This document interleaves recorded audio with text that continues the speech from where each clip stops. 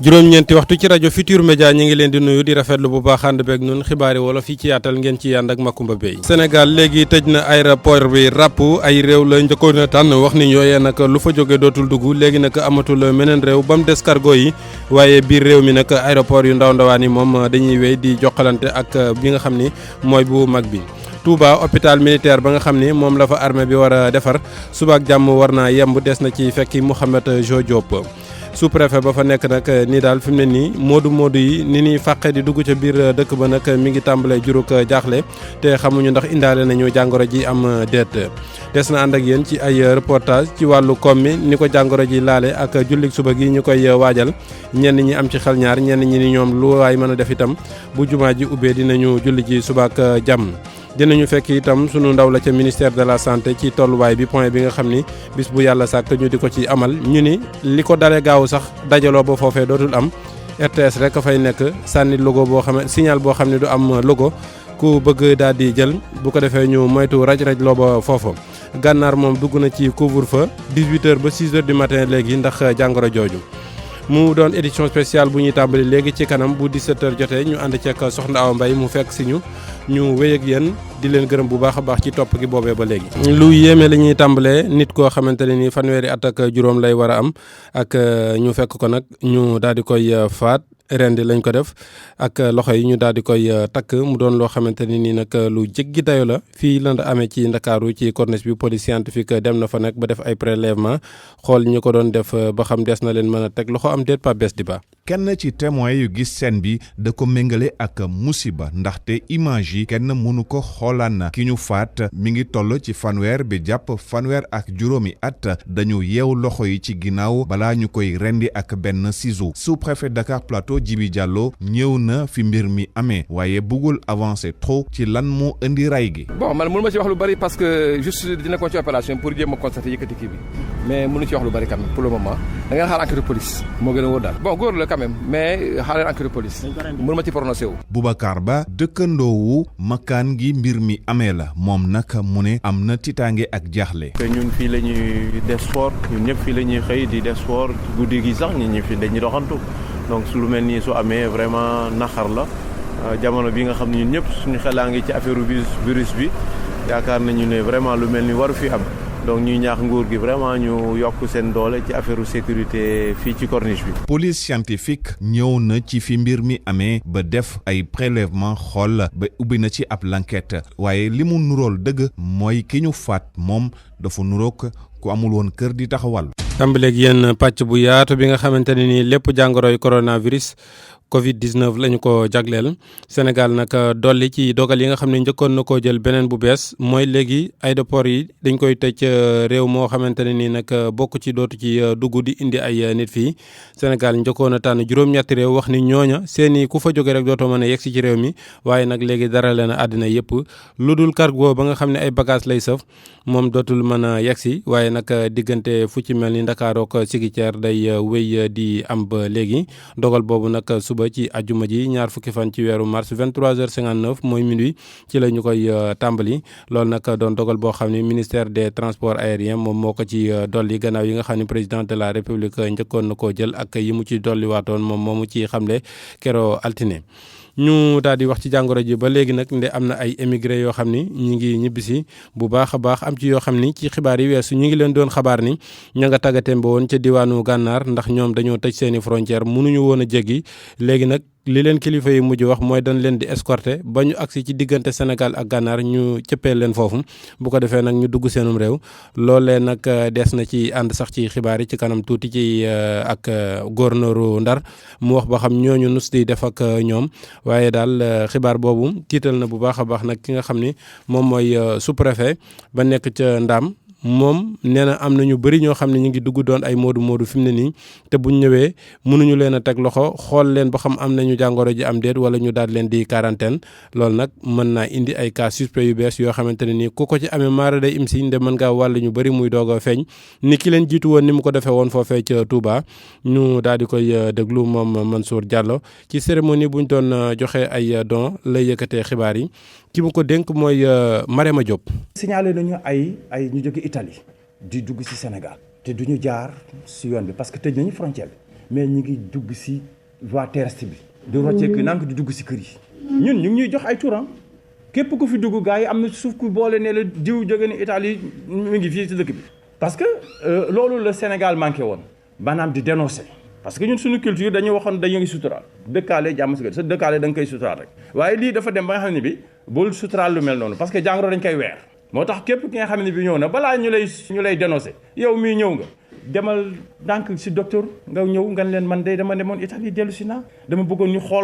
ñu xool nan laay soree sama njaboot diir ngeen consulter ma ba nga xamee ni bi ba ngeen jox ma ndigal ni ma man dara jotuma pour ma mën a dugganteeg sama njaboot c'est-à-dire que yow yaa war a am boobu xalaat pour aar sa bopp mais aar sa njaboot waaye boo ñëwee làqatu say waa kër say soxna yi daal di leen nëpp nga duggal la feneen ne la bu ko kenn yëg parce que dañuy képp ku jóge Italie léegi gars yi ñu ngi lay joxoñ mais loolu mooy problème bi nag te loolu il faut que ñu communiquer si yéen ñu siy communiquer ak kilifa yi pour que ku jóge Italie même boo jaaree voie terrestre nga ñëw tamit mais ñëwal si gaañ yi bu laqatu bi moo ñuy andil lii nga xam ne bi maada di Italie parce que boo laqatoo ba nga wàlle sa njaboot day mujj a feeñ boobooy gën a bon non seulement da ngay feeñ waaye tamit askan bi dëkk bi yëpp daañu yëg ni yow da nga nëbbuta ba wàll sa njaboot. Mansour Diallo sous-préfet bu Ndaam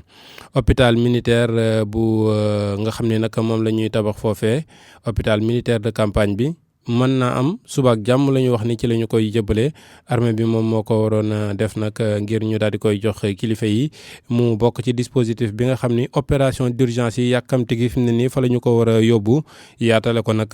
lal ya nga xam ni ci la malade yi war a nekk loolu nag ginnaaw bi nga xamee ni Touba am na ko te bërile ko lool ci biir réew mi fi mu ne nii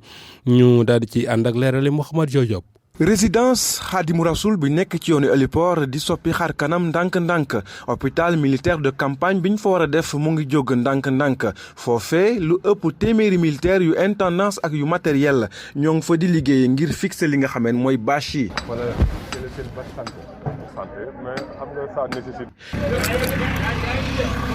engin bi jóge ci génie militaire moom moo ngi multiplier dem yeeg dikk yi ngir mën a vider juróom benn conteneur matériel yi nga xam ne ñoo ngi ci biir résidence bi jamono ji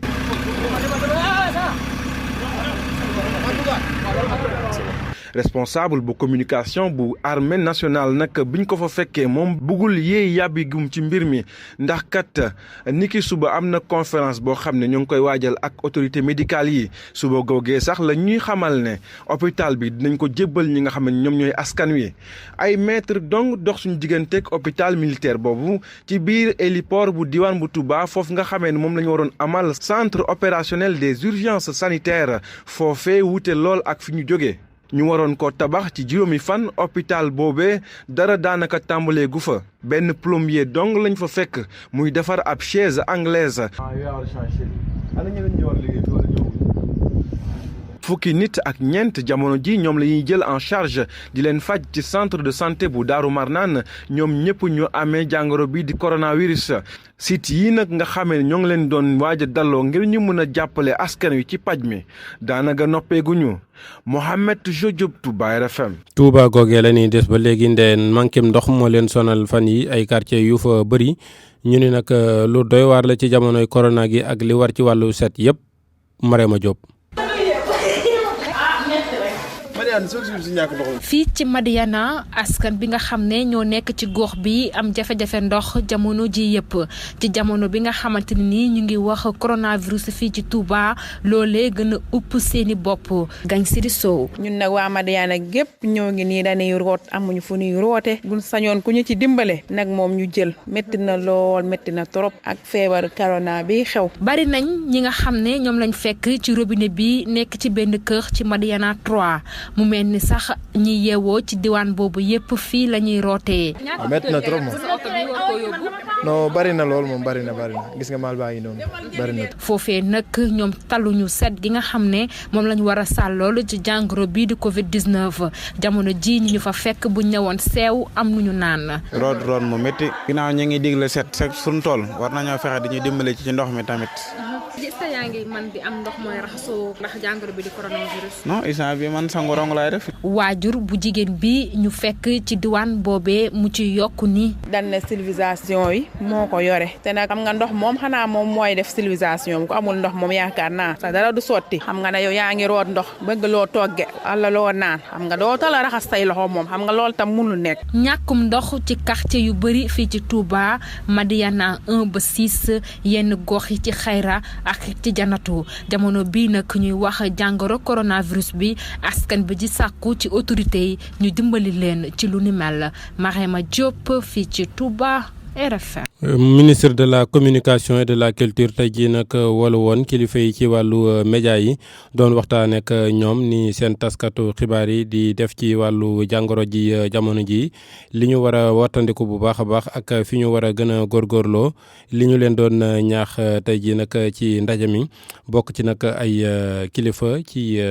kër yi taskatu xibaar yu bëri yoo xamante ne ni teew woon nañ ko doon weccoo foofe ak ministre bi Soda Thiam. gannaaw ba ñu toogee lu ëpp benn waxtu di weccantey xalaat ministre communication ak culture nag daal di nay jaajëfal patron de presse yi te ñuy wasaare xibaar yi ñeel coronavirus waaye nag moom Abdoulaye Diop ñaan na itam professionnel des médias yi ñu gën a bàyyi xel te na ñuy jàllale information yi. du caageen wax kan moo feebar fan la dëkk fan la jóge mbaat ban nationalité la am loolu day créer benn psychose lu gën a am importance moo ñu xool ban tendance de la maladie ban situation la ñu nekk. ñu hospitalisé fan la ñu toll ñu wér tam kan la ñu leen génne mais relais bu ñu am muy la yenn waa presse ñoom tam wax nañ ma seen préoccupation moo tax ñu élargir suñu waxtaan bi bu soobee yàlla. responsable média yi nga xamante ni nag ñoom ñoo teewoon ci googule réunion daal di nañuy rafetlu li ni mel te ñu ci bëri ñi nga xamante ni ñoom ñoo doom wax seen xalaat dellu nañ itam daal di ñaan ñu gunge leen ci wàllum jumtukaay Souleymane Niang di directeur de l'information bu GFM. amul kenn ku ne jox leen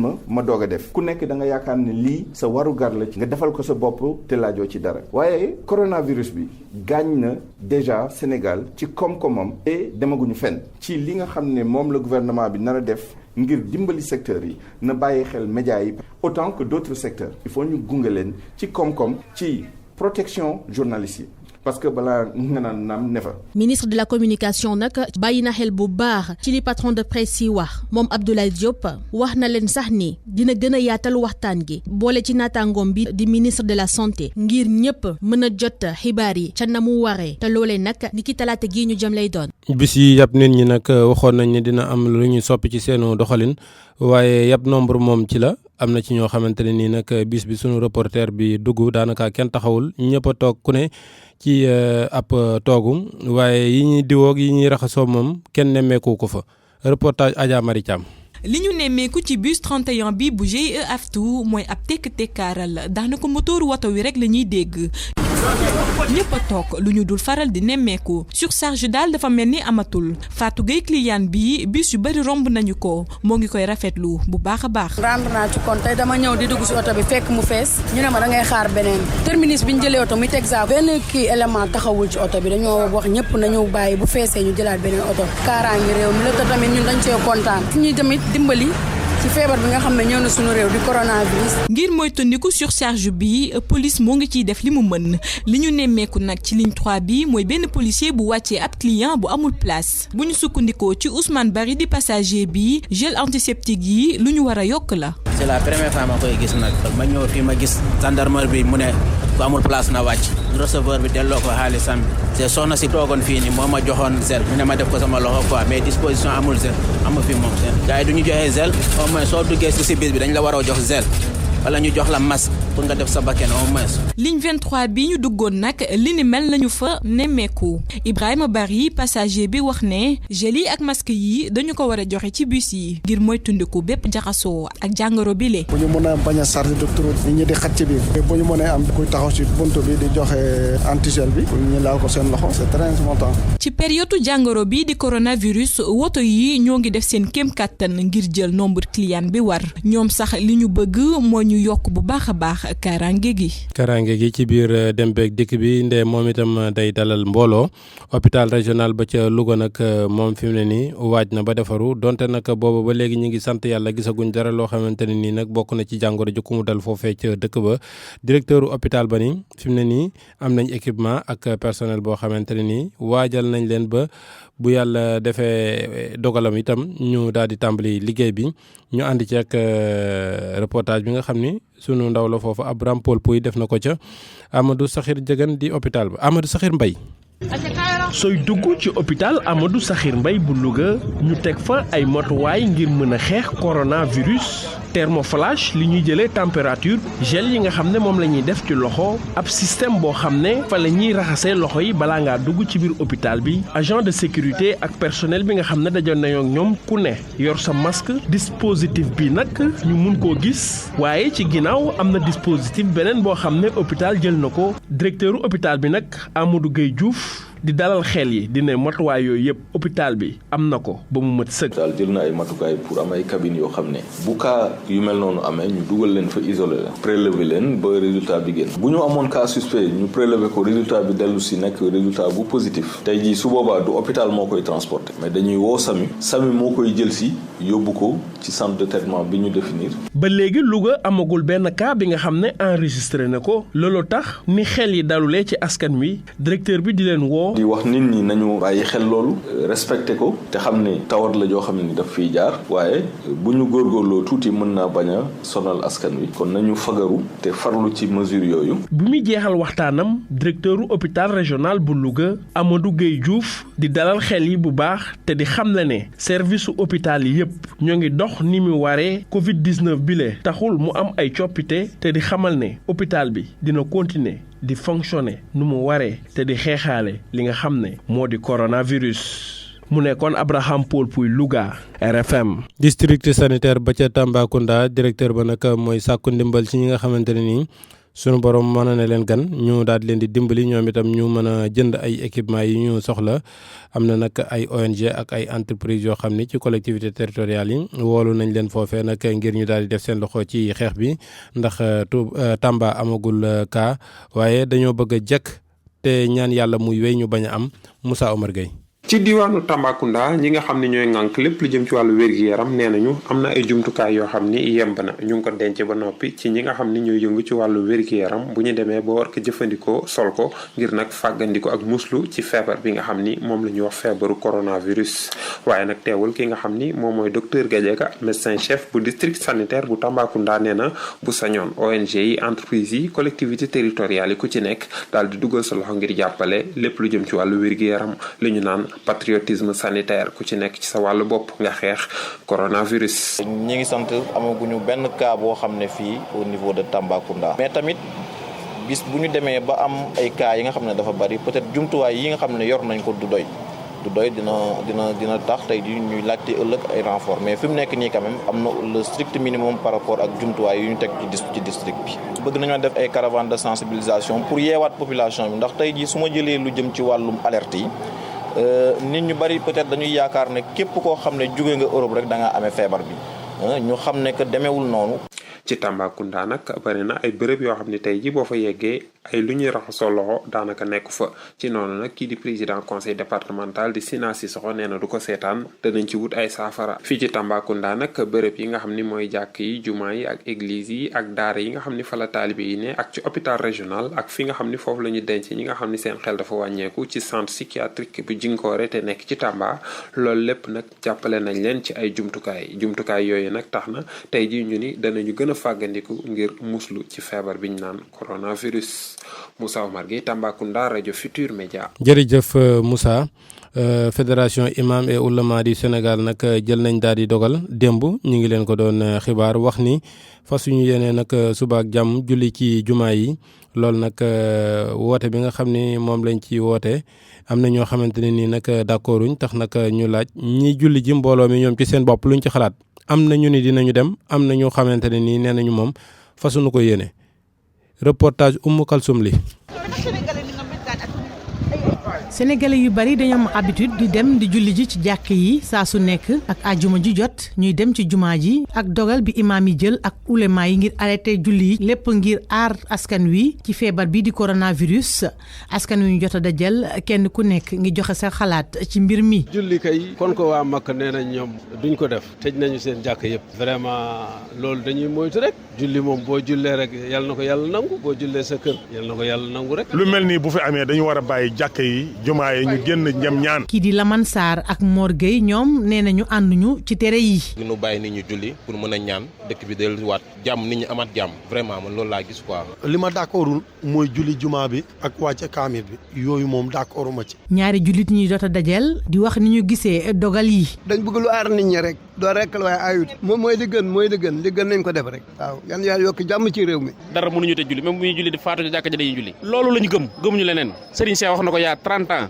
dem leen ci jàkka ji ngeen julli ji buñ dee julli di faatu dañuy julli ñun loolu lañ gëm. ajuma ju jot jumaa yi saa su nekk day fees del ak i doomu aadama ak jàngoro ji di coronavirus nga xam ni wàllante bi dafa gaaw askan wi ñu jot a dajeel jàpp nañu tere julli yi nekk na lu gën ngir moytandiku wàllante bu gaaw bi wante ñeneen dañoo jàpp ne julli ajuma lu war julliti la.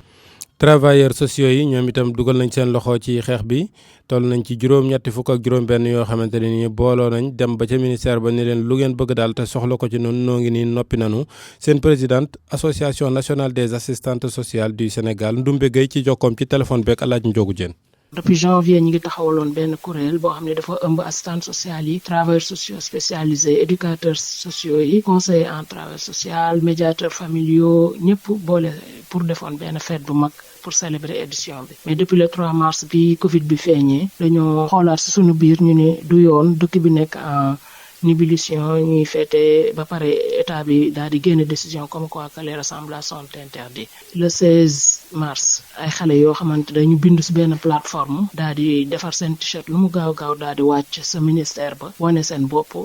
ni ils sont prêts à aller au front ngir jàppale suñu mbokk médecins yi infirmiers yi nga xamante ni depuis loolu ñu ngi sóobu si xeex ñu ngi toll fi mu toll ni au nombre de juróom-ñett fukk ak juróom-benn fi may wax ak yow ni à ce jour te lim bi day yokk sax parce que inscription bi dafay évoluer léegi si kaw loolu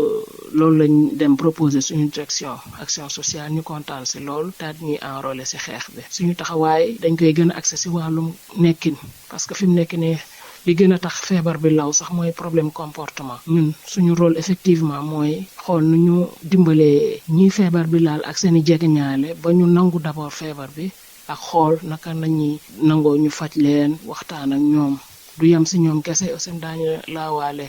ñi nga xamante ni mooy personnel de santé bi parce que ñoom tamit dinañu bëgg ku ñu weccanteel pour affaire bi bañ leen stressé suñu rôle foofu lañ koy gën a accès sax accompagnement psychosocial. accompagnement psychosocial bi foofu nag la ñu war a gën a mane ñoom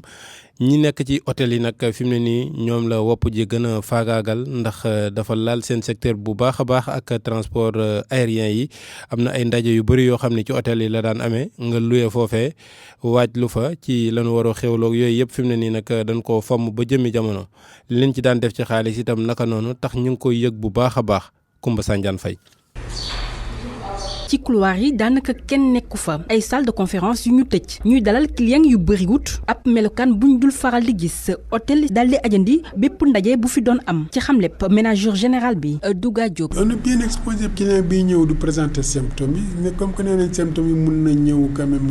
dugg lu topp la waaye balaa muy génn ma am ay fan ci njëlbeen bi commencé weer yi ba léegi daanaka ñu ngi doon dem macha allah gën na wàññeeku nag ba njiitu réew mi jëlee dogal samedi bi.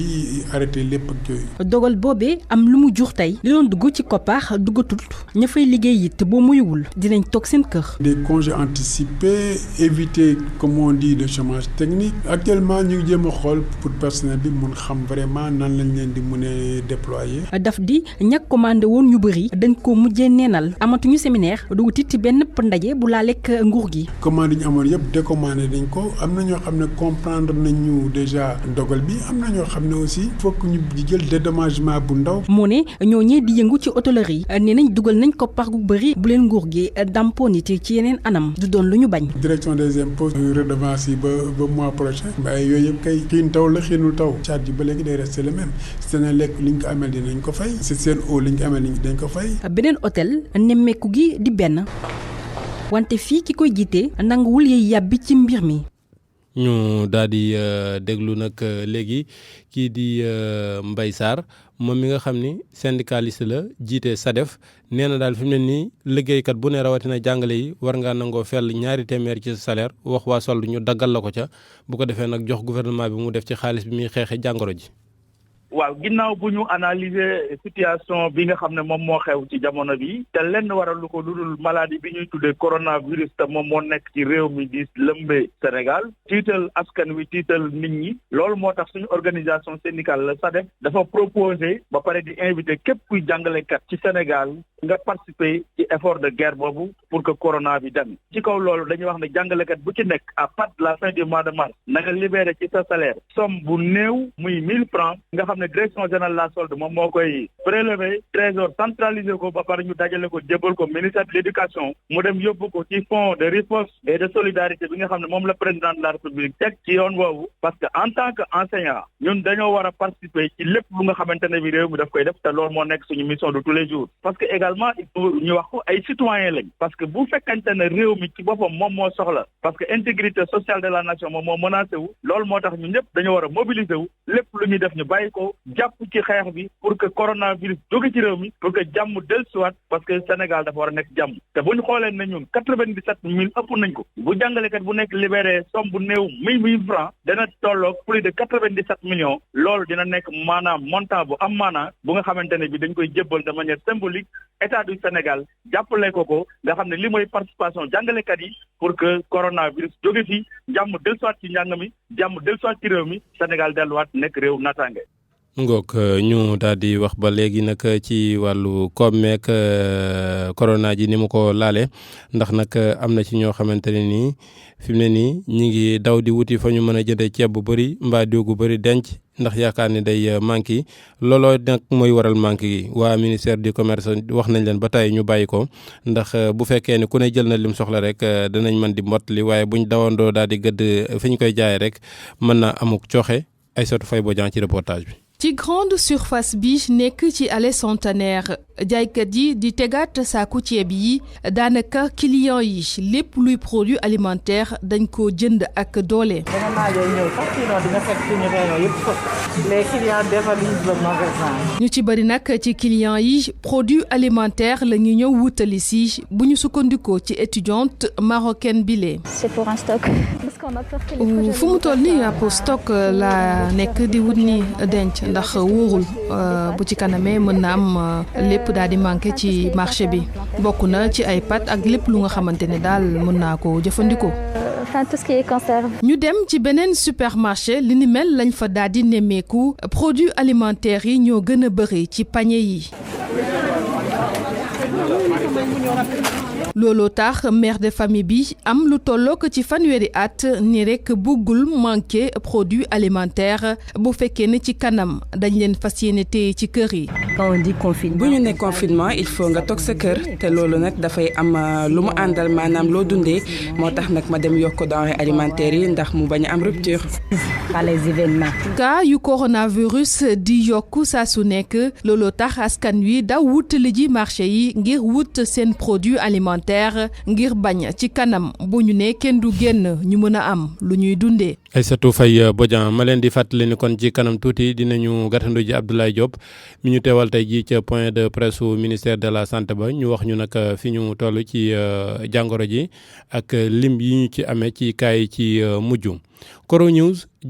mooy rubrique bi nga xam ne moom la ñu jagleel jàngoro ji àddina war këpp fi mu ne nii fu mu fi toll li ci gën a fees gën cee dal xel dina Chine tey jii amuñu benn cas boo xamante ne nii ci réew ma la juddoo Youssouf Bodian.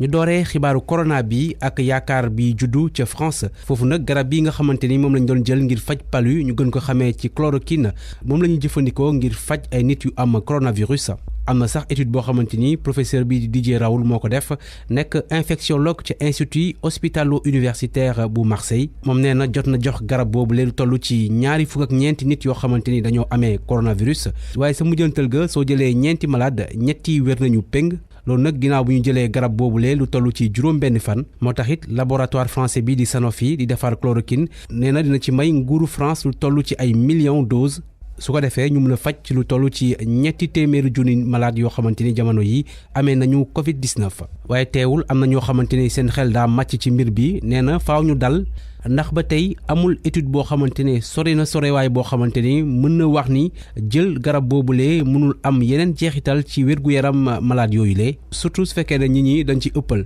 ci wàll woowu ba tey université bu Oxford nee na am na ay tests yu gën a gaaw test yooyu nga xamante ne kon moom la ñuy saytoo ndax nit ki am na coronavirus wala déet fi mu toll nii faaw nga xaar ay waxtu laata nga xam résultat yi waaye suñ sukkandikoo ci université bi nga xamante ni États-Unis la nekk nee nañu yëf yi dina gaaw lu toll ci fanweeri simili kese doy na ngir ñu mën a xam ndax am nga coronavirus wala déet mu doon yokkute ci gëstu bi jamono ji nga xamante ni Chine wax na ni toog nañu benn bés boo xamante ne kon amuñu benn cas coronavirus di guléet bi yëf yi dooree ba tey ñàkk seen bakkan bés bu nekk tamit wàññeeku na foofule ndax démb juróom-ñetti nit ñoo ñàkk seen bakkan kon léegi bilan bi ca Chine mu ngi toll ci 2 junni ak lu teg ci nit yoo xamante ni ñàkk nañ seen bakkan ndax Covid-19. waaye réew mii nga xamante ni fa la yëf yi dooree tooguñu rek banque seen yoxo leen gën a yitteel jamono yi mooy fexe ba ay cas bañ a bàyyeekoo bitim réew ñëw seen réew boobule moo tax it gouvernement bu Chine dina jox en urgence matériel médical Sénégal ngir jàppale ko ci xeex bi suñu sukkandikoo ci ambassadeur am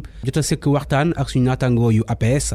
groupe chinois bi di BGI bi nga xamante ni mooy defar li naan kit test moom it dina jox Sénégal toll ci 500 kit ngir ñu mën a seetu Covid-19 bi. lu weesu don yooyu lee technicien chinois yi dinañu ñëw jàppale gouvernement bu Sénégal ngir ñu mën a soppi hôpital mère enfant bu Diamniadio benn wàll wi ñi mun fa dalal ñi nga xamante ni ñoom ñoo am feebaru coronavirus. ca France Chine joxe na ci alarba bi lu toll ci 1 million ci masque président commission européenne wax na ni Chine jox na leen matériel bu bëri bëri rawatina 2 millions masques chirurgicaux 200 junni masque de type N95 masque yooyu nga xamante ni soo ko solee feebar bi du la wàll. ak tamit lu toll ci 50 junni test de dépistage ñu jéem a xool nag fan la feebar bi toll agence France Presse nee na ci mercredi bi lu toll ci 7 junni nit ñàkk nañu seen bakkan te tamit feebar bi wàll na léegi lu ëpp 200 junni nit ci àdduna bi ci lu toll ci téeméer réew ak juróom fukk ci Afrique nag am nañu jamono yi lu ëpp juróom-benn téeméer cas coronavirus fukki nit ak juróom-benn ñoo ci ñàkk seen bakkan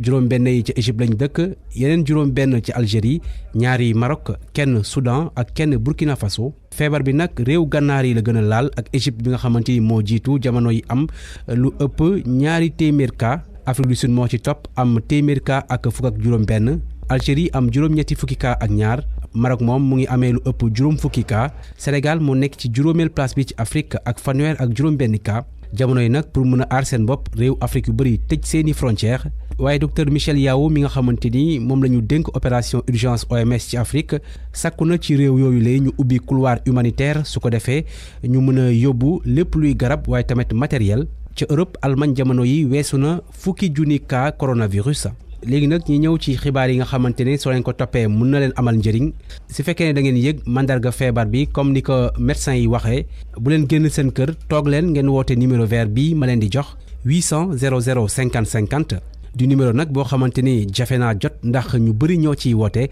ñun sax essayé nañu dëmb ak tey waaye jafe na lool ngir jot leen mën ngeen insister wala ngeen woote directement ci SAMU national bi ci 15 15 wala ngeen woote cellule d'alerte bi ci numéro yi may joxe 78 172 10 81 76 765 97 31 70 717 14 92. ñu dolli ci rek ni prince Albert II bu Monaco moom jàngoro ji daal dina koy laal ci xibaar yi ñu mujj jot am na nag ca Europe coppite gu bëri goo xamante ne ni ay entreprise yu mag def nañ ko ku ci mel ni Louis Vuitton moom nag fi mu ne nii nga xam ni ay Christian Dior ak Guerlain ak Givenchy yooyu moo ko daan defar léegi da koo dakkal nag di defar ay yu ñuy raxasee loxo di gel yi Zara moom itam ci xeetu yére ki dàll la daan defar waaye nee na 300 junniy defarkaayu ay masque dinañu ko defar dakkal liggéey ba yeneen entreprise yu ci bëri def nañ noonu bu ci mel ni Nivea ak yeneen. ci wàllu tàggat yaram ki fi nekkoon ay jamono capitaine Nigéria nag moom dafa dakkal contrat am ak club bu turc bi di Trabzonspor ndax dañoo mujj déggoo rek ku ne dem ak noonu li ko waral mooy John Obi Mikel dafa waxoon daal ni moom xelam dalul dara ci waa Turquie ni ñuy xeexee jàngoro ji Turquie di benn ci championnat yi nga xam ne mi ngi wéy ba léegi loolee nag taxoon nag mu ni daal moom wóolu wu ci football ñu ni nag ñoom dañuy wéyal seen football foofee nag la réeroo amee ba tax fi mu ne nii sax déggootuñu nag mu ni leen bàyyee na leen salaire bi bu ko defee nag mu mën a nekk agent libre keneen ku ko soxla mën koo jël Turquie di benn ci championnat yu néew yi nga xam ne fi mu ne nii ci àddina ñoom ñooy wéy. ba tey ci wàllu corona ak football joueurs yi nga xam ne nag ñoom ñoo nekk ci club bii di Borussia Mönchengladbach ñoom dañoo daal di jël dogal ne nag fi mu ne nii salaire yi daal jéggal nañ ko kilifa yi ba ñuy mën a dellusiwaat ndax jàpp nañ ni boo moytuwul dina bëri lool ci àddina ñoo xamante ne ni dinañ ci ñàkk seenub liggéey fédération allemande nag moom 2,5 millions d'euros la wax ni dana ko jàppale réew ma. fédération anglaise bu football moom nee na championnat bii dana àgg dinañ ko football ba mu jeex balaa ñuy tàmbaliwaat beneen loolu nag gannaaw ba nga xamee ni tey jii nag 20 club yi ci bokk yëpp doon nañu daje ci ab réunion ci alxames ji ñu ni nag danañu xoolaat nu ñuy def daal ba tëggaat calendrier bi waaye faaw mu yegg ca cëppaandaw ga ñu dolli itam app bi nga xam ne ci la ñu waroon a tàmbaliwaat ndax fi mu ne nii dàq nañ championnat bi lépp lu ci jëm ba fanweeri fan ci weeru avril. dinañu jëli Ablaye Diop ci kanam tuuti ci point quotidien bi nga xam ne ministère bi moom la ciy def maa ngi leen di wax léegi ni ci fan yi rek kenn dootu ca dem nag ndax dañuy daal di bàyyi RTS mu defal liggéey bi ñëpp service public bi bu ko defee kenn ku nekk fa nga toog da nga ko mën a jàpp te logo du ci am nga daal di koy jël ñëpp mën a jël déclaration bi nga xam ne moom la ministère bi di def. quartier vert ñu ànd ci ak Youssouf Bodian. ñu ngi leen di nuyu di leen dalal jàmm. dafa mel ni dogal yu mujj yi njiitu réew mi jël tiitalul trop ñiy dagg àll bi diggante dimanche ak altine dagg nañu ay xëy fële ca Diallokounda ci région bu Sédhiou ñu ànd ci ak leeral Max Euclide Kamfani. ab dagg garab bu waroon a garaaw le volontaire protection environnement Dakkal Imam Mamadou Diallo moo jiite AVPE. espace boobu yëpp ay kay si tra la dagg nañu ay toron yoo xamante ne ay 6 mètres 7 mètres 8 mètres te ñu ngi def benn saaru yoon boo xamante ne seen oto yi nga xamante ne mooy ñëw ànd ak seen i machine yooyu yëpp préparé nañ ko. ay nit yu bàyyee ko Gambie lañ jàpp ni ñoo doon amal bile mbir daanaka ay fan rek bi ñaari réew yi amalee ay accord ngir renforcer surveillance bi te dakkal yi lay ñaawteef di ñaawlu njiital AVPE. sur le terrain moom amul efficace yaani sur le terrain moom doo gis daal lu wane ne ñu ngi taxaw pour àll bi bañ a dem. taxawaay boobu sa ngir boole jëf yooyu chef secteur eaux et forêts bu Bounkiling mi ngi koy rafetlu waaye sàkku na ci askan wi am yi lay taxawaay lieutenant Antoine Thiaw. ñun mënuñoo nekk fépp ci ginnaaw garab bu nekk ci Casamance donc il faut population bi nga xam ne ñoom ñoo en général ñoom ñoo héberger coupeurs yi ci village yi ñoom ñu gën ñoo dimbale parce que pour ñu mën a am renseignement il faut que population boobu di ñu jox ay information yoo xam ne fu ñu mën di nekk rek dañ mën a appréhender ñoom nga xam ne ñooy dagg àll bi quand même ñu mën leen a teg loxo. ab enquête bokk tëj nañ ko ngir xam defkatu ñaawteef yooyu ak it ay complice lieutenant Antoine Thiaw di xamal li ñu mel. d'après éléments yi ñu am sur le terrain nee na dëkk Gambie lañ jógee donc ñëw fii mais saa yu ñëwee fii bu mën a dagg garab peut-être dañoo xalaat ne ci kër lañ nekkoon ñun nag ubbi nañ suñu enquête bu ñu xamee kër bi ñu nekkoon dinañ auditionné ñooñu. Max Euclide Kamfani seetlu bi kon mooy Sénégal am na ay jafe-jafe ngir mën a aar ay àllam am na ci réew yoo xamante ni xarala yu bees yi la ñuy jëfandikoo ngir mën ci am lu ñu leer ñu jokkoo ak service TIC bu RFM te Jo Maron jiite ko Jo ñu ngi lay nuyu. maa ngi lay nuyu Youssouf Bodian. wax ñu nan lañ mën a jëfandikoo drone ngir mën a aar àll bi. ni xarale yi tolloo jamono ji Youssou def naa ne war nañ leen mën a dugal bu baax a baax ci ni ñu saax-saaxee suñu forêt yi bu ma jëlee exemple ci li xew ci forêt en Amazonie gis ngeen ne ñi nga xam ñoom ñooy aar forêt bi utiliser nañu lu ñuy wax ay drone pour fexe rek xool ndax am na fuy tàkk wala am na foo xam ne ñoo ngi ko fi laal donc je pense que Sénégal aussi ci boppam war nañ dem ba tollu foofu drone boobu lu muy def mooy dina dem di naaw tiimu li nga xam mooy suñu forêt yi dina mën a jël ay image ak GPS yëpp géolocaliser ko tout ça dina xam exactement lan ma fa xew bu fekkee nag dafa am àll boo xam ne déjà maanaam forêt boo xam ne dañ fa am ay yàq-yàq yu bari maanaam garab yu bari dafa jóge mën nañ utiliser même drone aussi pour fexe jëmbat ay garab loolu moom lu yomb la sax ci ñi nga xam ñoom ñooy yëngu ci mbirum drone donc ci ay minutes yu néew a néew drone mën nañ ko utiliser pour jëmbat ay garab yu bari mais mën nga ko utiliser aussi ci aar aussi forêt yi. est-ce que ku bëgg a dawal drone mën na ko jàngee fii ci Sénégal. tàggat ñoo xam ne ñoom la ñuy wax ay pilote drone loolu moom am na ñu ci yëngu sax déjà fii ci Sénégal donte sax des na lu bari mais am na xalaat boo xam ne ñu ngi koy togg jamono ji mooy naka la ñu war a fexe pour taxawal li ñuy wax académie de pilote de drone ci fukki fan ci weeru février 2020 rek kuréel gii di association des professionnels et amateurs de drone def nañ ndaje bu mag ndaje boo xam ne am na ay ministères yi ko fekkee waa service eaux et forêts fekke nañ ko ak ay universitaires li ñu ci jublu rek mooy fexe ubbi académie boobu fii ci Sénégal dina mën a tax ay ndaw ñu bari ñoo xam ne seen xel dafay màcc ci mbir moom wala dañu bëgg di jëfandikoo ay drone ñu mën leen tàggat bu baax a baax laata loolu sax am na ay initiative yoo xam ne mu ngi fii maanaam ay institut yoo xam ne ci seen programme de formation dugal nañ ci naka la ñu mën a tàggatee ñi yëngu ci mbirum jëfandikoo drone yi par exemple. alors Jo wax ñu drone ñaata lay jar. en tout cas bi ci njëg bi gën a néew benn million lu tegal la tuuti ci suñu koppar lay jar loolu nag pour rek jël vidéo la quoi mais quand même njëgum drone moom dafay dépendre rek ci drone bi nga soxla en fait parce que am na ñoo xam ne sax dañ dem ba ay 5 millions ay ñeenti millions ay juróomi millions loolu yëpp dafay dépendre ci xeetu drone bi nga xamante ne moom nga soxla bu may wax ci géomatica sax ki ko jiite di docteur Labali Touré docteur la en géomatique moom mu ngi liggéey jamono ji ak beneen informaticien boo xam ne li ñu bëgg a def mooy créer li ñuy wax drone made in Sénégal maanaam au lieu que ñu jëgaane dañ koy defaral fii ci Sénégal dem di ko mën di jaay donc je pense que déjà initiative yu am solo la to ñoo ngi ci quoi. di jaajëfal Jo Marone mi leen di jox dox daje suba ci ajuma ji ci arobase ci RFM. Tests réalisés, 2 sont revenus positifs. Il s'agit de 2 cas importés. 3 patients hospitalisés ont été contrôlés négatifs, donc guéris. Il s'agit de l'enfant de 2 ans déclaré positif le 14 mars, du mari et de la femme déclarés positifs respectivement le 3 mars et le 4 mars 2020. Ces 3 patients sont guéris et leur sortie d'hospitalisation interviendra dans les heures qui suivent. Des instructions sont données à la Direction générale de l'action sociale pour la prise en charge correcte de l'enfant de 2 ans jusqu'à guérison totale de sa maman qui est actuellement en hospitalisation. À ce jour, 38 cas ont été déclarés positifs au Sénégal, dont 5 guéris et 33 encore sous traitement. La prise en charge des patients hospitalisés à Dakar et à Touba se déroule bien. Leur état de santé évolue favorablement. Le ministère de la Santé et de l'Action sociale invite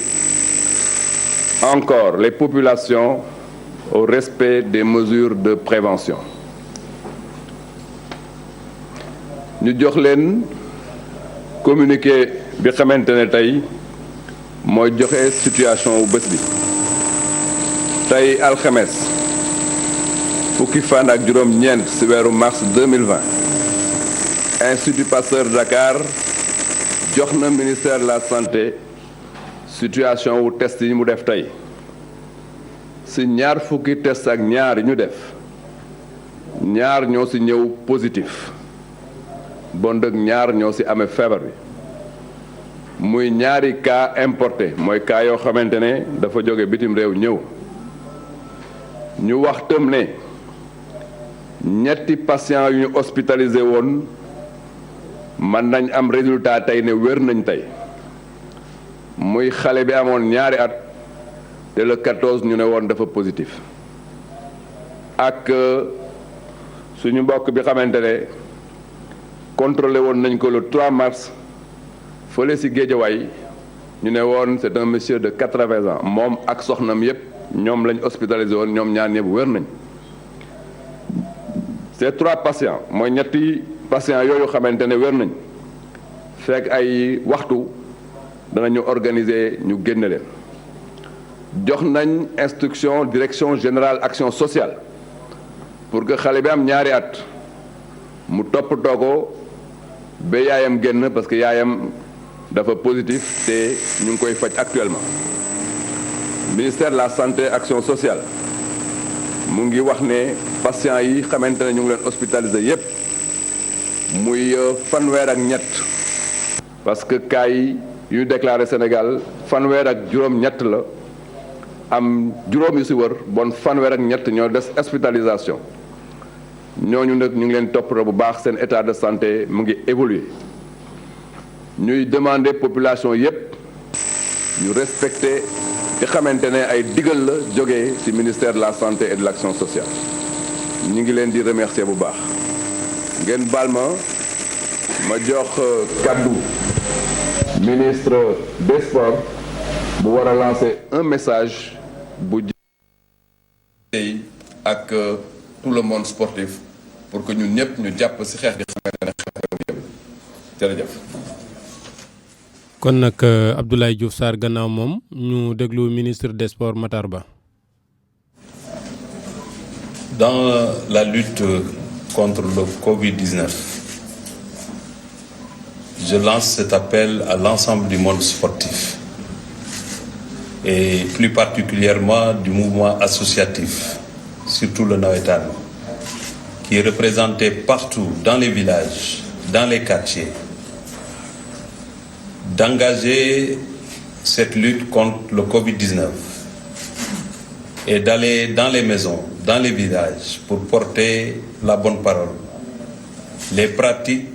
qui nous ont été indiquées par les autorités sanitaires pour que la population puisse pratiquer ces bonnes mesures et qui vont accompagner les autorités sanitaires à prendre le dessus sur cette pandémie. Le monde sportif a le patriotisme qu'il faut. Mais je voudrais que les responsables du mouvement associatif aillent au niveau de leur localité.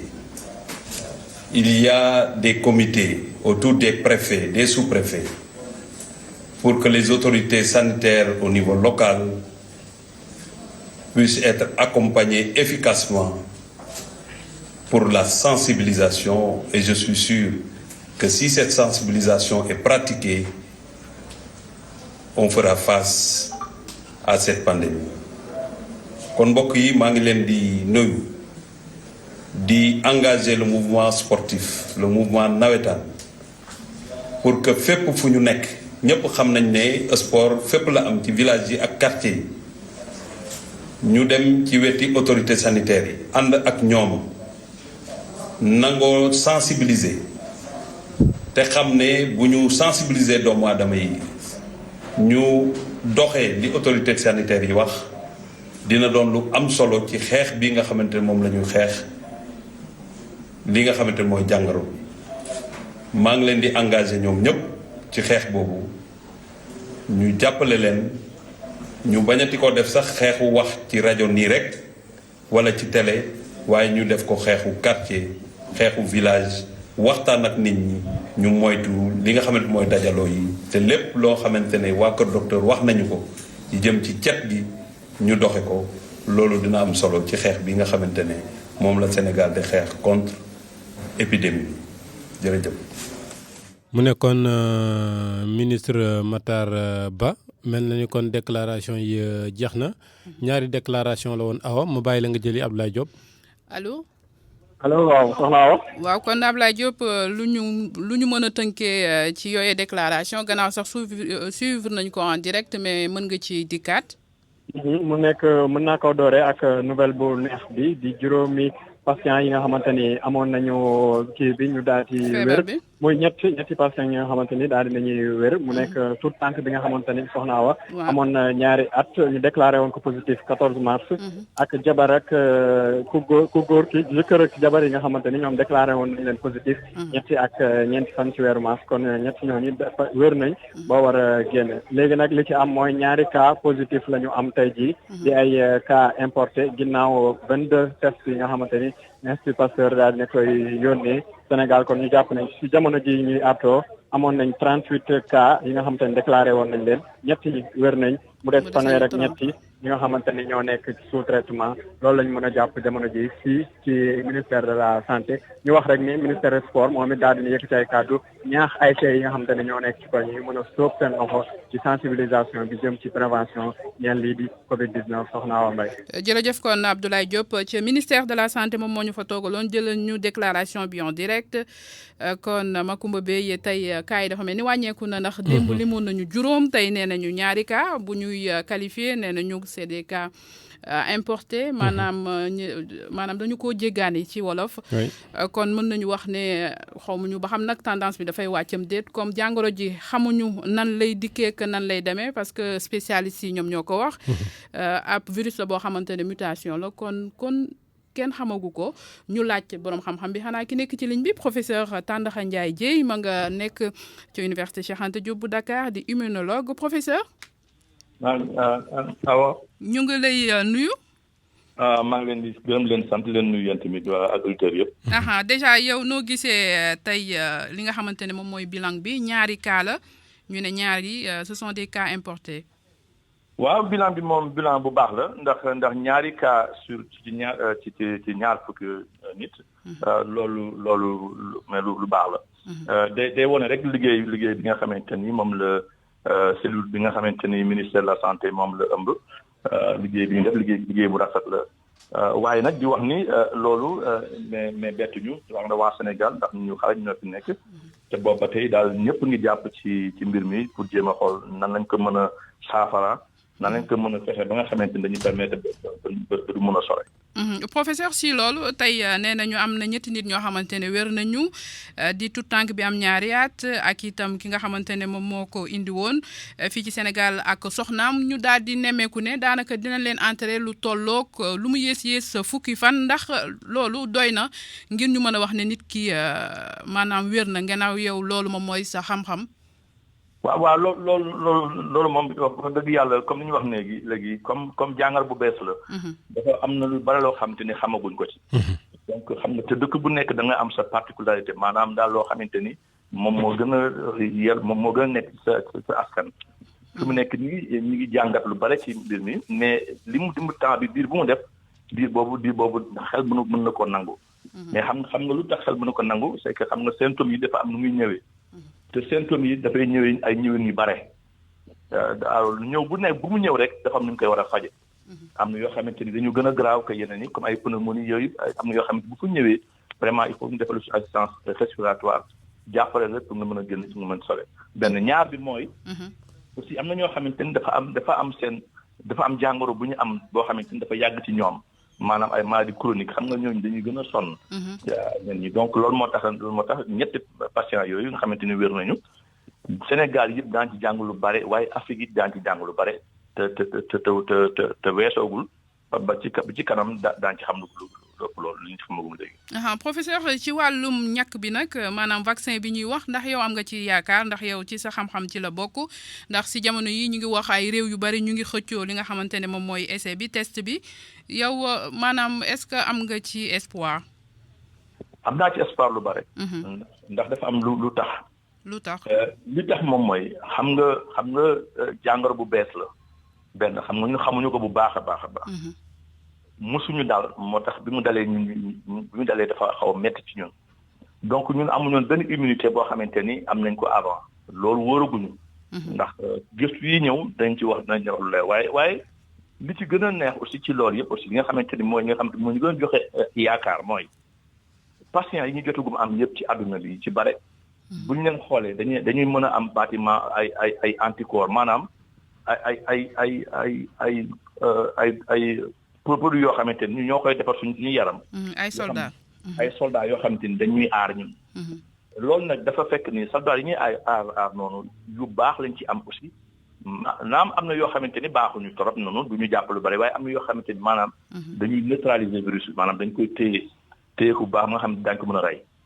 loolu nag bu ñu ko xoolee ñu bare am nañ ko ci te loolu moom mooy yaakaar bi nga xamante ni moom nag ñëpp yaakaar ni.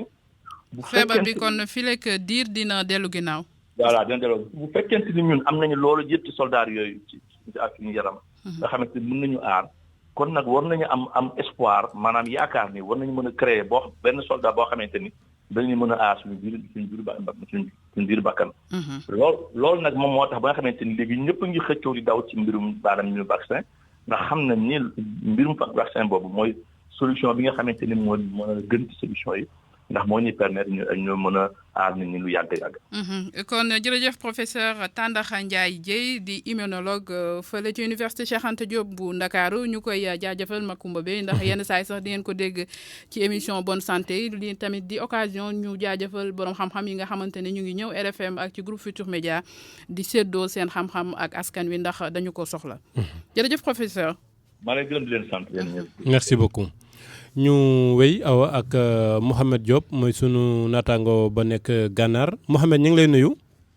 Macoumba maa ngi lay fay di fay itam Awa Mbaye. ñu ngi lay fay Mouhamed. xibaar yi ñu mujjoon a am mooy am na foofu ñoo xamante ne ni bitim réew la ñu jóge woon doon ñibbi si Sénégal dañ leen a mujjoon ni dañ leen di escorter ba ñu agsi ci frontière u Sénégal bi ñu doog leen a bàyyi noonu la mujj demee. waaw noonu la mujj demee ndax yu ci bari sax ci ñoom toll nañ ci ay. ñaar fukki nit mais am na ci biir Sénégal yi ñoo ci ëpp mais am na ci ay Ivoiriens am ci ay également Maliens bu njëkk Mauritanie dafa waxoon du ñu jàll parce que dañu tëj yenn point ci frontières yi mais ci la autorité diplomatique sénégalaise yi commencé ci yëngu comme consul bi nekk Nouadhibou Moulay Abbas ba nga xam ne léegi nangu nañ ñu traversé waaye di leen di escorté parce que dañu leen waxoon soit ñu traversé ñu escorté leen wala boog ñu jël benn kër def leen fa ñu nekk en quarantaine donc loolu mën nañ ne bonne nouvelle la qui concerne suñu mbokk Sénégal yi. d'accord léegi fu ñu toll. waaw léegi fu ñu toll li ma mujj a jot ci xibaar ak ci consul bi nee na ma ñu ngi ci yoon wi di jëm Rosso waaw. d'accord léegi kon loolu nga di ñu ko toppal Mouhamed fii xam na xibaar yi 9h yi ci guddi ak 10h nga mën ci yeneen xibaar yéen nag réew mi couvre-feu tàmbali ngeen ko. oui couvre-feu tàmbali na tey jii la war a tàmbali juróom-ñetti waxtu ci ngoon lay commencé ba juróom-benn waxtu ci suba ñi ñu may rek ñu xëttu couvre-feu boobu mooy équipe médicale yi mooy docteur yeeg yooyu ak camion yi nga xam ne dañuy yor ay marchandises ak yooyu noonu. léegi nag ñu mel ni comme ñun journalistes yi xam nga faaw ñuy mën di liggéey bu ñu teree guddi gi day xaw a jafe. ba tax léegi président du syndicat des journalistes saisir na ministre de l'intérieur pour que ñu bàyyi journalistes ñu mën a def seen liggéey. mën naa fàttali rek ne itam Mauritanie jot naa tëj école yi aéroport bi également tëj nañ ko. Marseille ñu ngi koy waaj mais tëjaguñ ko mais li ministre wax tey ci nee na nañ fexe. ba kaaraange gi ñu gën ko taxawal ci mbedd yi ak itam ci marché yi. jërëjëf Mouhamed Diop dinañu àndaat ak yow 21h ak 22h ci xibaar yi mujj ci sénégalais yooyu nga xam ne dañoo waroon a traversé romb gànnaar kon bëgg ñibbi si Sénégal nag kilifa yi waxoon leen ni soit ñu teg leen fenn quarantaine leen wala ñu gunge leen ba ngeen àgg seen réew ñu bàyyi leen di ngeen ci ànd ci kanam tuuti itam ci débrief bi ci xibaar yi français yi ak Mamadou Amar Ndione mi ci fas yéene jokkoo ak gouverneur Ndar Mouhamed Diop jërëjëf Rahman Diallo mi ngi ci ligne bi awa ma bàyyi la nga dalal ko. Rahman ba jàmm nga am. sant yàlla bu baax a baax soxna Awa. waa kon foofee ca Mbour gannaaw amoon ngeen ñaari cas mën nañu xam askan wi nan la ñuy dundee saa su ne jëm ci sàmmoo ak ceet. waaw soxna Awa gannaaw bi ñu amee ñetti cas ci département bu Mbour waaw gannaaw bi ñu amee ñetti cas ci département bu Mbour tey ji ñi nga xam ni ñoom ñooy autorité administrative bi maanaam préfet bi woo police gendarmerie sapeur pompier ak imam yi ak évêque yi pour ñu mën a toog waxtaan mu doon réunion de sécurité bi nga xam ni dañ ko doon waxtaanee pour xool yan anam wala yan matuwaay la ñuy mën a jël fii ci département bu Mbour. ci la préfet bi daal di yëgle ni dañuy tàmbale ay patrouille yi nga xam ne moom mooy plage yi wala terrain de football yi nga xam ne dañ fay fekk saa su ne xale yi ndax li mu doon fàttali rek mooy vacances yi jëluñu ko pour xale yi nekk ci mbedd mi wala ci bokk ci géej gi. te rassemblement yi sax dañu koy bañ Rahman.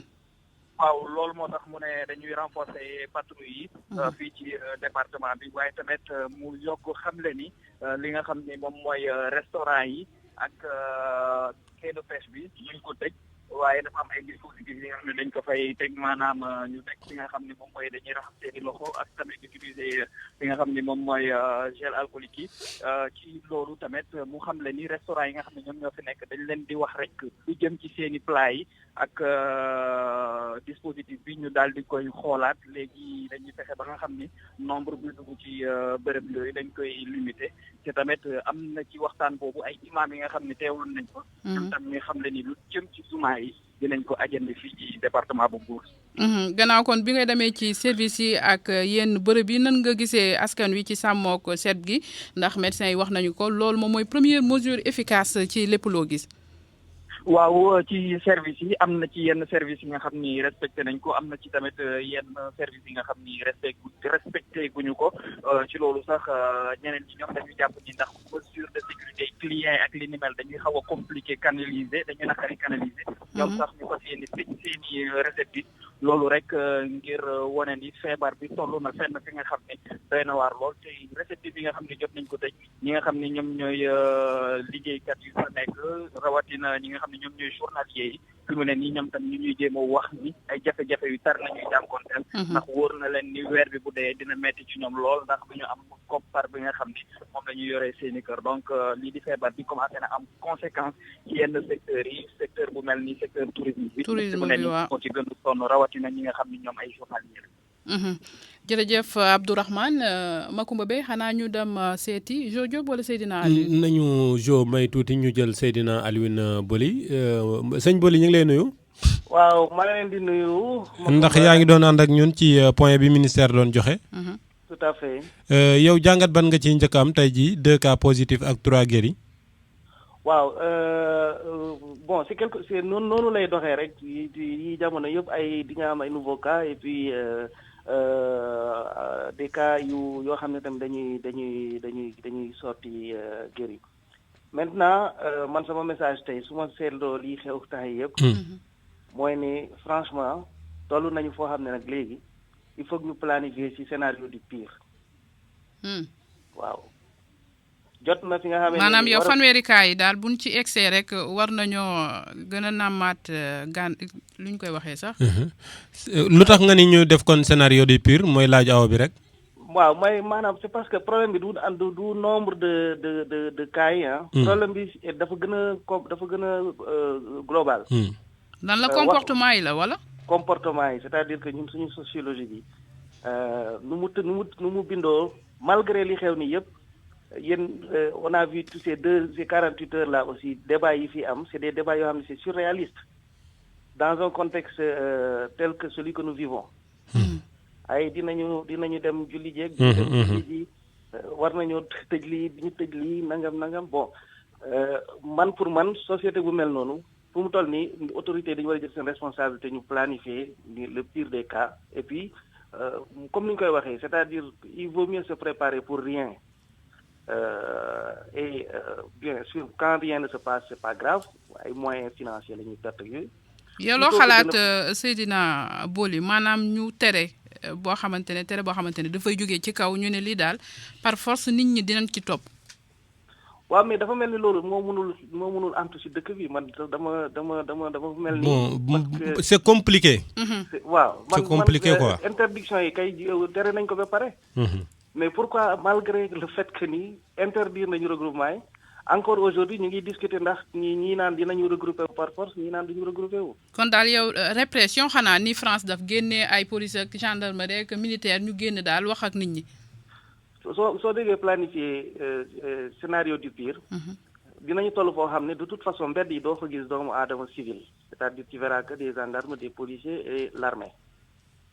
parce que il faut que ñu respecter loo nit ñi li nga xam ni moom mooy permettre ñu arrêter circulation virus bi. donc tey jii nii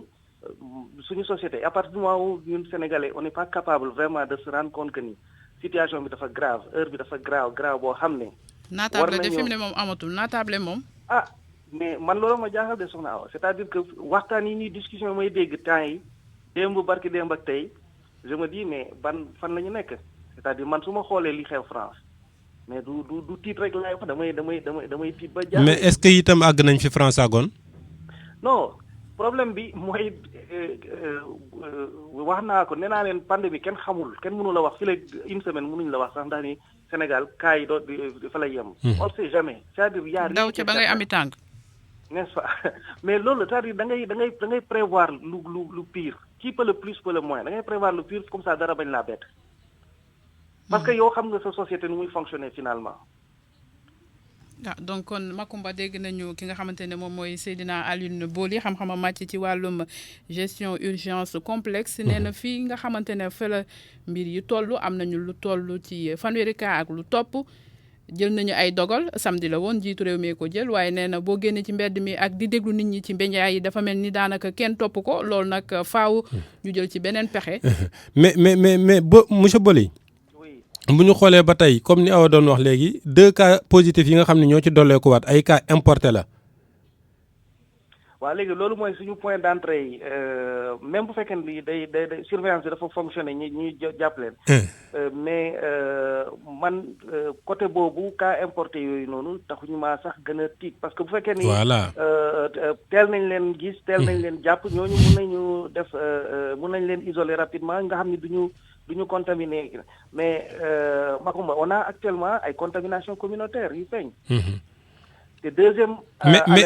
mais communautaire ba sax tey dara ñëwul parce que ñaar yi ñu am yëpp yu importé la et puis. pic bi daa mel ni mooy jour bi ñu waxee 11 cas yi. dafa mel ni ay. non pic teel na pour wax foofu pic teel na. non dama ni dafa mel ni. waaw mais c'est-à-dire que ñun en fait ñu ngi dañoo commencer rek quoi c'est-à-dire kii bi situation bi dafay door fii. c'est les semaines à venir moo ñuy wax dëgg ndax kii bi c'est-à-dire suñu capacité pour contenir affaire bi mu ngi dox bu baax te dinañu am nañu chance réussir rapidement parce que tout est question de délai aussi. ou bien pas c'est-à-dire que instant dafa teel pour nga mun a wax encore que kenn mënul prédire encore une fois. lan mooy ñëw dans une semaine dans 3 semaines. mais buñ de ñàkk mën prédire boobu nag moo tax boo xoolee yow société bi nu muy fonctionner da nga war a xam ni fii solution bi bu gën a wóor mooy nga imaginer que ni affaire bi dina gën a métti parce que ñu ngi commencé am yeneen cluster yeneen foyer. à Mbour par exemple maa ngi léegi nii seen correspondant Mauritanie mu ngi leen di wax ni y a des gens yoo xam ne malgré li ñu wax yëpp ñu ngi ci yoon bi di ñëw. am na préfet bu génn wax na ni. jàqare bi sax foofu la. sous préfet bu Ndam. sous préfet bu Ndam wax na lu ñu wax ni mu dégg ñun ñëpp ñu dégg ko te muy loo xam ne quasiment presque bettuñu il n'a fait que confirmer li nga xam ne moom lañ doon tiit alors boo boolee cocktail boobu yëpp moo tax ma ne encore une fois pour moi. L'heure était grave hier mais aujourd'hui l'heure est plus que grave. waaw mais yow sa scénario du pur bi par exemple buñ ci doon tabbi. contenu bi lu muy doon. booy def scénario du pur en fait da ngay mettre en place benn chiffre de planification par exemple mun nga wax ni tant de cas la ñuy am xam nga ni suñu capacité nombre de lits yi ñu am pour la prise en charge temps la. Et que donc à la kulli aline duñu mun a répondre c'est-à-dire sur le plan de la prise en charge médicale dinañu déborder deuxièmement suñu stock yi ñuy am par exemple au niveau de l'alimentation dinañu am ay rupture de stock nga planifier aussi le taux d'absentéisme par exemple bi nga mun a espérer parce que absentéisme bi à la fois ci chiffre de planification bi nga jël par exemple soo ne bu ma eggee sans contamination communautaire ma xam ni foofu loolu mooy sama scénario du pire sans contamination yi forcément dafay indi panique donc y a des gens ils ne vont plus aller au boulot bu fekkee ne dañu def confinement donc les entreprises yooyu duñ fonctionner bref da ngay gis ni da ngay xool côté yëpp nga def ko mu rouge après na nga ne léegi qu'est-ce que je fais nga def sa plan nga doog a def sa plan d'action nga déroulé moo tax may bu ñu ko defee léegi et je sais que booy def plan de contingence de toute façon c'est toujours comme ça c'est-à-dire il faut les 3 scénarios là et puis ngay évoluer graduellement premier scénario bi mooy lu ñuy wax best case scénario mooy scénario bu gën a baax bi wax naan ko keroog mooy affaire bi yem fii après mu fay mais am na most likely ñu wax most likely scénario mooy maanaam boo xam ne bu nekk ci diggante bi nekkul bu graaw bi mais nekkul bu gën a facile bi et boobu tamit nga xool yow sa capacité nga xool à partir de quel niveau mooy lu ñu wax les triggers c'est-à-dire quel est l'élément déclencheur pour nga ne tey dugg naa ci niveau bi donc damay jël telle mesure et cetera et puis après nga jël sa nga xool aussi yan mesure ngay jël par rapport ak scénario du pire bi. ok kon ñun léegi dugg nañ ci niveau 3 bi. non man sama gis-gis rek laa wax bi. waaw waxuma ni officiellement on n'est pas au niveau 3 non mais c'est-à-dire dama encore une fois. anticiper waaw man dama xool société bi nu muy fonctionner c'est-à-dire dafa am lu ma jaaxal ci suñu réew. c'est-à-dire suñu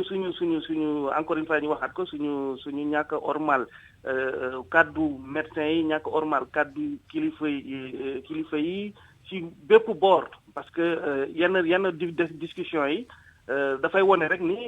on n'est pas prêt à prendre les comportements yoo xam ne moom moo nar a aider suñu société ñu faire face lorsque la vague va arriver et elle va arriver la vague là mu ngi nii di ñëw chaque jour quand même on a des nouveaux cas même si c'est des cas importés. Mais benn moment dinañu toog ba nga xam ni affaire dina jéggi dayoo te loolu lay niroon c'est la direction bu ñu nekk di jël nii.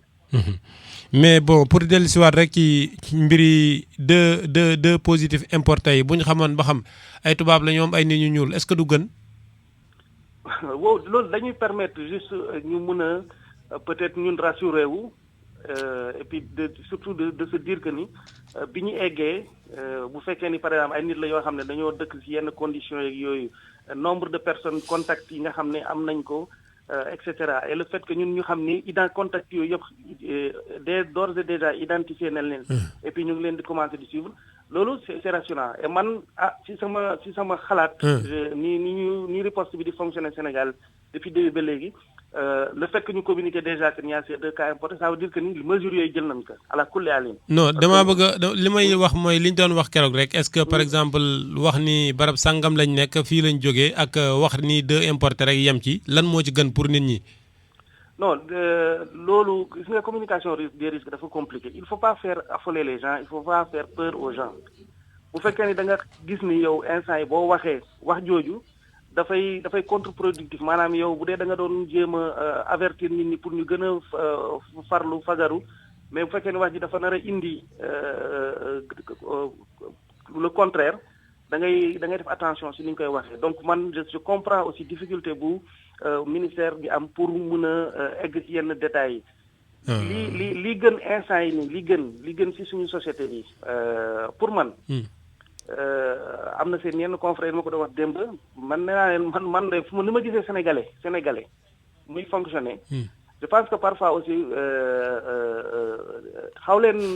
wax dëgg bi pire ñu xam ko ba tiit moo gën peut-être ñu xaw a ñuy laam-laam ñu naan affaire bi daal nii la parce que sinon moi je comprends pas comment ça se fait que tey ñuy discuter respect ou non respect de l'interdiction des regroupements. Je ne peux pas comprendre c'est-à-dire aujourd'hui beneen débat lañu waroon am ñun Sénégal. mais yéen lii daloon na leen est-ce que Guinée ba ngeen fa nekkee ca Ebola ja ñoom nuñ defoon ak julli gi. malheureusement Guinée daloon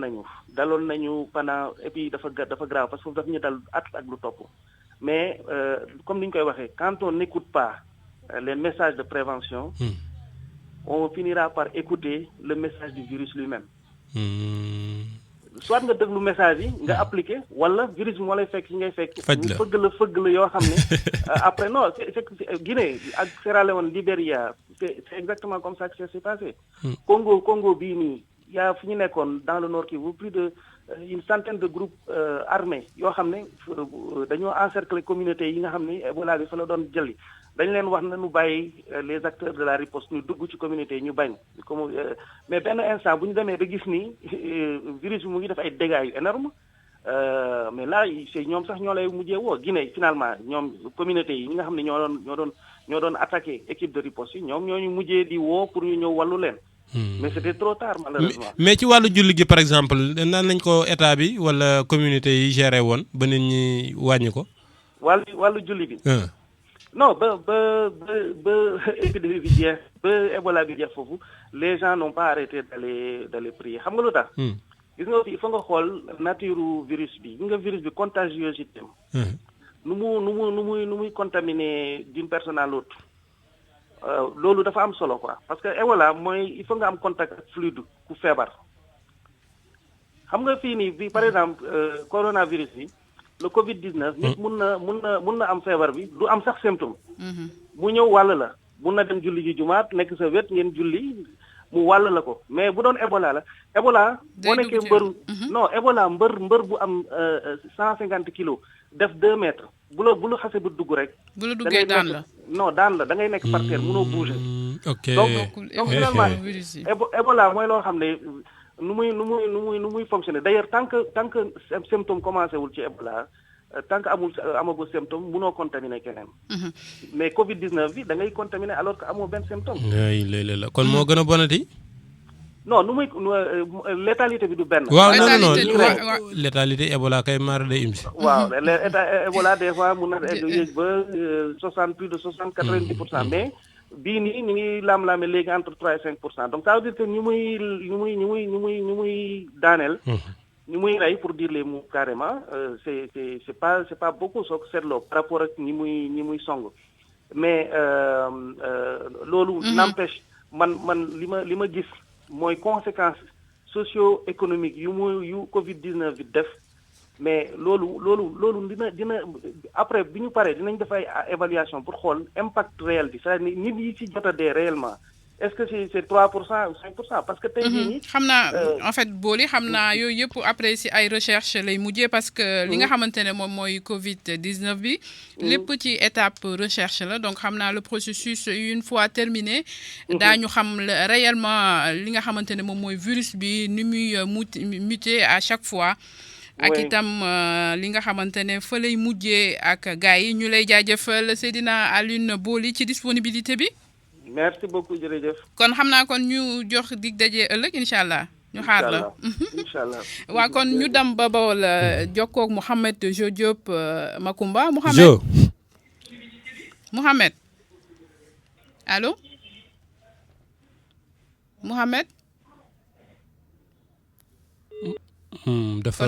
xam naa dafa yàgg ci ligne bi dinañ ko càmbaraat ci kanam li nga xamante ne nag moom la ministre des sports Makhtar Ba wax Makumba lu am solo la ndax ASC yi dañ leen di gis. ci période vacances la ñuy gën a yëngatu. léegi nag gannaaw situation changé na li nga xamante ne mooy feebar bi dugg na léegi nag ñoom nañu jug ngir